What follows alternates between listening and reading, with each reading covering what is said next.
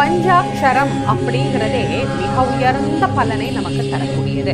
சிவபெருமானுடைய இந்த நாமத்தை நாம் சொல்ல சொல்ல சொல்ல அது நம்மையும் பக்குவப்படுத்தி நம் ஆன்மாவையும் பக்குவப்படுத்தி நமக்கு வேண்டும் என்கின்ற நலன்களை எல்லாம் பெற்று தரக்கூடியது அப்படின்னு நாம சொல்றோம். மாணிக்க வாசக சுவாமிகள் தன்னுடைய திருவாசகத்தை துவங்குகிற போது இந்த பஞ்சாட்சரத்தை வைத்துதான் அவர் துவங்குகின்றார்.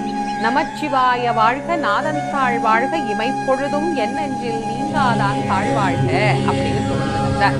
பஞ்சாட்சரம் அப்படிங்கிறது மிக உயர்ந்த பலனை நமக்கு பெற்று தரக்கூடியது இல்லையா?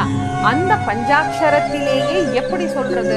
நமச்சிவாயன்னு சொல்றதா, இல்ல சிவாய நமன்னு சொல்றதா, இல்ல சிவய நமன்னு சொல்றதா, சிவய சிவன்னு சொல்றதா, சிவசிவன்னு சொல்றதா, இப்படி பல குழப்பம் பல பேருக்கு பல நாட்களா இருந்துட்டு இருக்கு. நான் ஏற்கனவே சொன்ன ஒரு பதிவுல கூட இதை பற்றி